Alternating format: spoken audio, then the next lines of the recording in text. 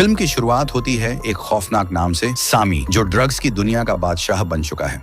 उसने नशे का कारोबार करके एक ऐसा साम्राज्य खड़ा किया है जिसे देखकर अच्छों के होश उड़ जाएं। लेकिन अब उसके सामने एक नई चुनौती है।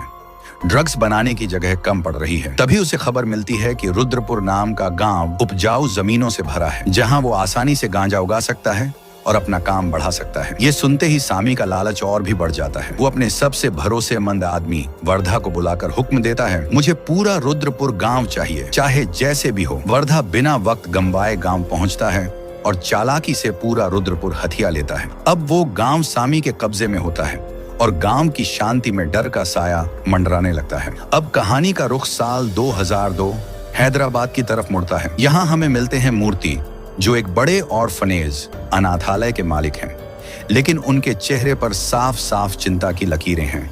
डोनेशन देने वाले सभी लोग पीछे हट चुके हैं और पैसों की किल्लत ने उन्हें तोड़ कर रख दिया है। वो बार बार कॉल करके मदद मांगते हैं, लेकिन हर बार एक ही जवाब मिलता है, माफ कीजिए, हम मदद नहीं कर सकते। इसी ऑर्फनेज में रहता है राम, एक सीधा सादा मासूम बच्चा जो अपने दोस्तों से कहता है, हम सब पढ़ लिख कर बड़े आदमी बनेंगे। उसके दोस्त भी उसके सपनों में साथ देने को तैयार हो जाते हैं, लेकिन पढ़ाई का खर्चा कहाँ से आए? राम और उसके दोस्त छोटी मोटी चोरी करने लगते हैं, शुरू में सिर्फ जरूरत भर के लिए, लेकिन धीरे धीरे राम उन लोगों के घरों से चोरी करने लगता है जिन्होंने ऑर्फनेज को पैसे देने से मना कर दिया था। वक्त गुजरता है और राम अब बच्चा नहीं रहा। वो बन चुका है एक चालाक, होशियार चोर। लोग उसे अब रॉबिन हुड के नाम से जानने लगते हैं, जो अमीरों से चुरा कर गरीबों की मदद करता है। एक दिन राम एक ताकतवर मिनिस्टर के खास आदमी के घर से चोरी कर लेता है। ये बात मिनिस्टर के लिए इज्जत का सवाल बन जाती है और वो विक्टर नाम के एक तेज तर्रार पुलिस ऑफिसर को रॉबिन हुड को पकड़ने का टास्क देता है। विक्टर को ये मौका अपने आप को साबित करने के लिए एक चुनौती की तरह लगता है। वो अपनी टीम के साथ दिन रात एक कर देता है, लेकिन रॉबिन हुड की कोई खबर नहीं मिलती। इसी बीच राम एक बहुत बड़ी चोरी करता है, काफी सारा सोना। वो इसे बेचने के लिए एक मॉल के बेसमेंट में डील फिक्स करता है, लेकिन उधर विक्टर को भी इसकी भनक लग जाती है। और फिर क्या, पूरे मॉल को पुलिस ने चारों ओर से घेर लिया है। हर कोना छान मारा जा रहा है, जैसे शेर अपने शिकार के लिए घात लगाए बैठा हो। राम को जैसे ही इस बात की भनक लगती है, वो अपने भेस को बदलकर चुपचाप मॉल के बेसमेंट में पहुंचता है, जहां राम चालाकी से विक्टर को चकमा देकर सारा गोल्ड डील खुद ही निपटा लेता है और फिर वो पैसे लेकर वहां से चुपचाप निकल जाता है। लेकिन इन पैसों का वो क्या करता है, वो एक पल भी नहीं सोचता। सीधा जाकर वो सारा पैसा अपने उसी ऑर्फनेज को डोनेट कर देता है। जी हाँ, वही ऑर्फनेज जिसके लिए वो अब तक चोरी करता आ रहा था।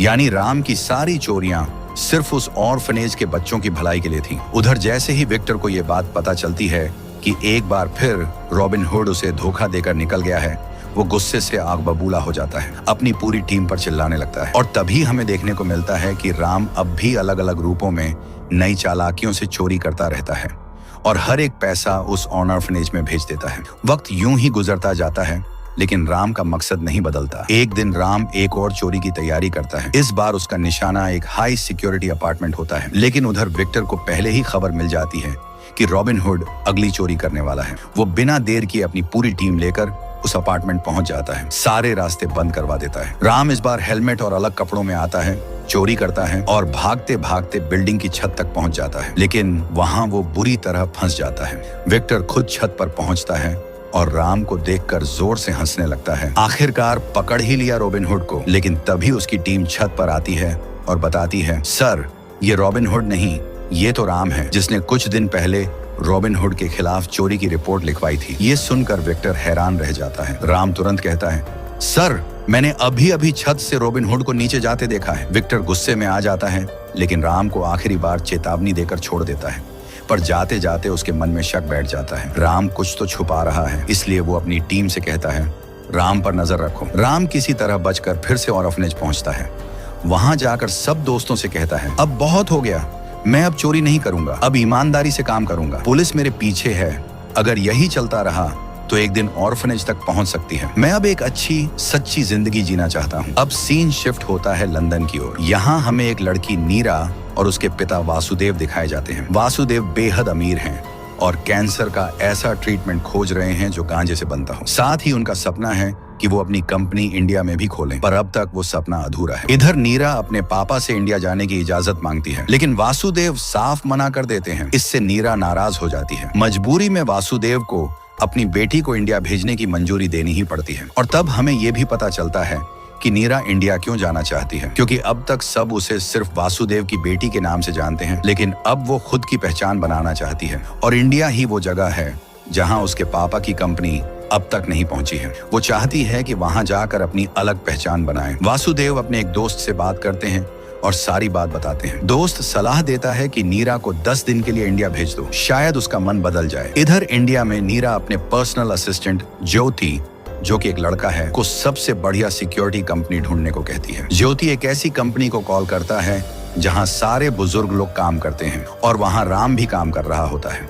जब कंपनी का मालिक जॉन कॉल उठाता है, वो बहुत ही कम कीमत बताने वाला होता है, क्योंकि उसे भी लगता है कि कोई बूढ़ों की कंपनी को सीरियसली नहीं लेगा। लेकिन तभी वहीं मौजूद राम ज्योति की आवाज और अंदाज से कुछ समझ जाता है। वो फौरन जॉन से फोन छीन लेता है और ज्योति से प्रोफेशनल अंदाज में बात करता है। फिर कहता है, हमारी फीस $1,00,000 है। राम के आत्मविश्वास से ज्योति इंप्रेस हो जाता है और झटपट $1,00,000 कंपनी के अकाउंट में ट्रांसफर कर देता है। और फिर कॉल पर बात करते हुए ज्योति की डिमांड्स बढ़ती ही जाती हैं। अब उसे एक प्राइवेट जेट भी चाहिए। ये सुनकर राम मुस्कुराते हुए उसे समझाता है कि अभी तक तो उन्होंने सिर्फ एडवांस पेमेंट ली है और असली काम पूरा होने के बाद वो दोबारा लाखों डॉलर लेंगे। ज्योति भी इस बात पर राजी हो जाता है, लेकिन वहीं खड़ा जॉन ये सब सुनकर दंग रह जाता है। राम ने इतनी आसानी से ये बात कैसे संभाल ली? इसके बाद राम ज्योति के भेजे पैसों से अपनी पूरी जिंदगी ही बदल डालता है। नए कपड़े, स्टाइल, एक नया कॉन्फिडेंस लेकर वो नीरा को लेने एयरपोर्ट पहुंचता है। लेकिन जैसे ही नीरा आती है, वो राम को पूरी तरह इग्नोर करके सीधा कार में बैठकर निकल जाती है। नीरा की इस हरकत से राम समझ जाता है कि ये लड़की बहुत ज्यादा एटीट्यूड वाली है, लेकिन राम का फोकस सिर्फ अपने काम पर था। अगले दिन राम नीरा को पूरे इंडिया में घुमाता है और यहीं हमें पता चलता है कि नीरा इंडिया क्यों आई है। असल में नीरा की आंटी ने उसे कॉल कर बताया था कि उसके दादाजी की तबीयत बहुत ज्यादा खराब है, लेकिन हकीकत ये थी कि ऐसा कुछ भी नहीं था, बल्कि ये एक झूठा प्लान था जिसे सामी ने अंजाम दिया था। वह चाहता था कि नीरा इंडिया आए,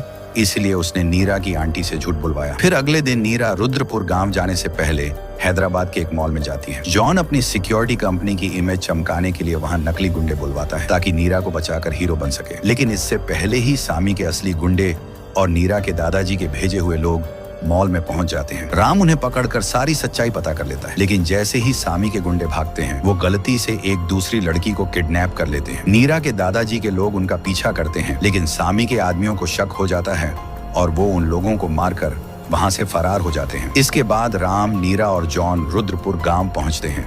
गांव पहुंचते ही गांव वाले नीरा से कहते हैं कि वो तुरंत यहाँ से चली जाए। नीरा हैरान होकर पूछती है कि इस गांव में इतनी दहशत क्यों है। तभी वर्धा अपने आदमियों के साथ वहां आकर कहता है कि हमने तुम्हें यहाँ बुलाने के लिए ये चाल चली थी और अब जब तक स्वामी खुद तुमसे ना मिले तब तक तुम यहाँ से जा नहीं सकती। नीरा ये सुनकर घबरा जाती है। वह अपने दादाजी से मिलने जाती है और वो भी कहते हैं कि यहाँ आकर तुमने बहुत बड़ी गलती कर दी है। अब नीरा डर जाती है और राम और जॉन के साथ गांव से भागने लगती है। वर्धा को जैसे ही इसकी खबर लगती है, वो अपने गुंडों को नीरा को रोकने भेज देता है। राम और वर्धा के गुंडों के बीच जबरदस्त लड़ाई होती है, लेकिन राम अब गुस्से में था। वह भागने के बजाय वर्धा के पास जाने का फैसला करता है। नीरा उसे रोकते हुए पूछती है कि वो मौत के मुंह में क्यों जा रहा है। तब राम कहता है, अब मैं इस गांव को ऐसे ही छोड़कर नहीं जा सकता। गांव वाले बहुत ज्यादा टॉर्चर सह चुके हैं और मैं उन्हें ऐसे नहीं देख सकता। राम की ये बातें नीरा के दिल को छू जाती हैं। कहीं ना कहीं अब उसे राम पसंद आने लगता है। इसके बाद राम वर्धा के पास जाकर उसके सारे गुंडों को पीटता है। नीरा सब कुछ अपनी आंखों से देखती है। उसका नजरिया अब बदल चुका था। अगले दिन वर्धा राम को अकेले में बुलाता है और एक ऑफर देता है, अगर तुम नीरा को 1 हफ्ते तक इस गांव में रोक लोगे तो मैं तुम्हें पूरे 1 करोड़ रुपए दूंगा। राम इस ऑफर से खुश हो जाता है और ये बात नीरा और जॉन को नहीं बताता। जब राम घर लौटता है तो जॉन कहता है कि हमें हैदराबाद वापस जाना चाहिए, लेकिन राम कहता है अब हम 1 हफ्ता यहीं रहेंगे और इस बार हम सिर्फ 1 करोड़ 50 लाख नहीं, पूरे 6 करोड़ 50 लाख रुपए लेकर जाएंगे, जिसमें नीरा की फीस भी थी और वर्धा का ऑफर भी। उधर सामी अब दुबई में ड्रग डील करता है और डील पूरी होते ही वापस रुद्रपुर गांव आ जाता है। वर्धा उसे बताता है कि मास्टर की पोती गांव में आ चुकी है। ये सुनकर सामी कहता है, जाओ अब मंत्री को भी खबर दे दो क्योंकि वह भी हमारे साथ है। दूसरी तरफ नीरा राम के साथ कलेक्टर ऑफिस जाकर सामी की सारी गैरकानूनी हरकतों की शिकायत दर्ज करवाती है। कलेक्टर नीरा की बात मानकर उसका साथ देने को तैयार हो जाता है। वो राम और नीरा को अपनी गाड़ी में बैठाकर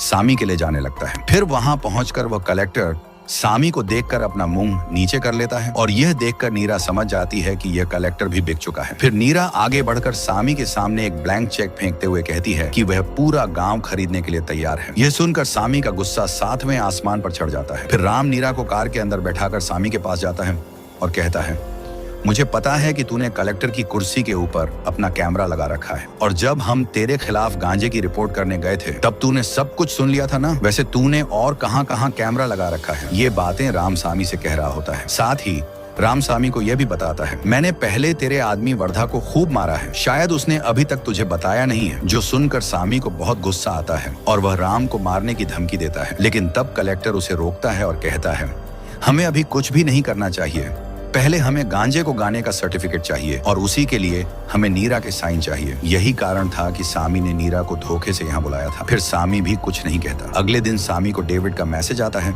जो उसे बताता है कि डील फाइनल हो गई है।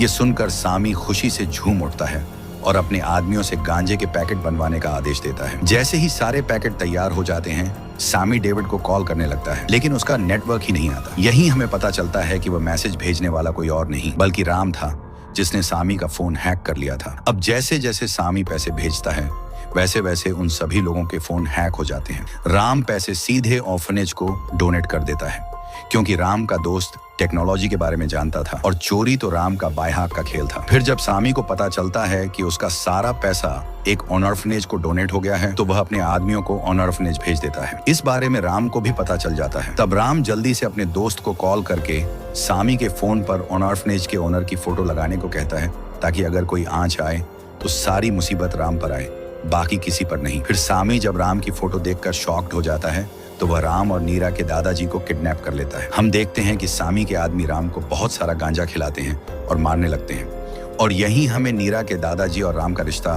पता चलता है। असल में एक बार नीरा के दादाजी ने राम को चोरी करते हुए देखा था जो कि एक अनाथ था। तब उन्होंने राम को ऑर्फनेज भेजा था और हर महीने उसे पैसे भेजते रहते थे ताकि उसकी जिंदगी सवर जाए। फिर कुछ दिन बाद नीरा के दादाजी राम को अडॉप्ट करने के लिए ऑर्फनेज भी गए थे, लेकिन राम ने अपने दोस्तों के साथ रहने का फैसला किया और उस समय उनके साथ जाने से इनकार कर दिया। इसके बाद नीरा के दादाजी रुद्रपुर गांव चले गए और हर साल राम के लिए पैसे भेजते रहे। फिर एक दिन नीरा के दादाजी ने राम के लिए पैसे भेजना बंद कर दिया था क्योंकि सामी ने पूरे गांव पर कब्जा कर लिया था। फिर हम वर्तमान में लौटते हैं जहां हम एक और शॉकिंग बात सुनते हैं कि राम पहले से ही जानता था कि नीरा इंडिया आने वाली है, इसीलिए उसने अपने दोस्तों के साथ एक सिक्योरिटी कंपनी खोली थी और किसी तरह ट्रिक लगाकर वह नीरा की सिक्योरिटी में पहुंच गया था ताकि नीरा पर कोई आंच न आए, क्योंकि वह दादाजी की फैमिली को किसी भी हाल में बचाना चाहता था। अब वर्तमान में राम सामी के सभी गुंडों को बुरी तरह से मारता है। तभी राम का नशा उतरता है और सामी उसे एक वीडियो भेजता है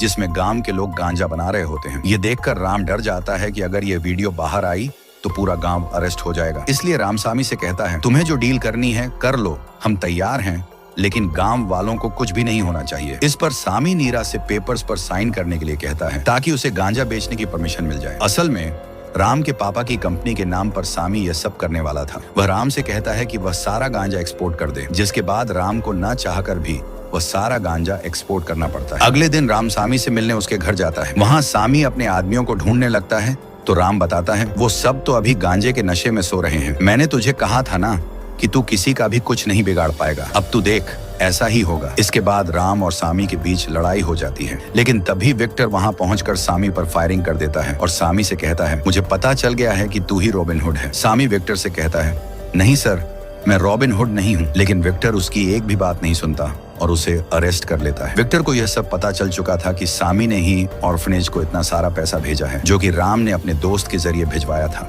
विक्टर को यह यकीन हो गया था क्योंकि उसके पास सामी के फिंगरप्रिंट भी थे। विक्टर सामी से पूछता है, तू यहाँ क्या कर रहा है? तो राम विक्टर को बताता है, सर मैं भी उसी को पकड़ने आया था। इसके बाद विक्टर सामी को जेल में डाल देता है और सामी से मिलने वहाँ मिनिस्टर आता है। हालांकि सामी की ऐसी हालत देखकर मिनिस्टर वहाँ से चुपचाप लौट जाता है क्योंकि उसे किसी पंगे में नहीं पड़ना था। तभी सामी को उसके पीछे से आवाज आती है, रॉबिन हुड ने मेरे साथ भी अच्छा नहीं किया है और मैं उसे जान से मारकर रहूंगा। यहीं हमें पता चलता है कि रॉबिन हुड ने डेविड भाई का अकाउंट भी हैक कर लिया था और सारा पैसा ऑर्फनेज के नाम कर दिया था। इसके बाद सीन फ्लैशबैक में शिफ्ट होता है जहां हम देखते हैं कि ऑर्फनेज का ऑनर मूर्ति राम और एक लड़के को चोरी की कहानी सुना रहा होता है और यहाँ दूसरा लड़का और कोई नहीं बल्कि डेविड होता है। यानी राम और डेविड बचपन में एक दूसरे के दोस्त थे और ऑर्फनेज में साथ रहा करते थे। इस सस्पेंस के साथ ये मूवी यहीं पर खत्म होती है।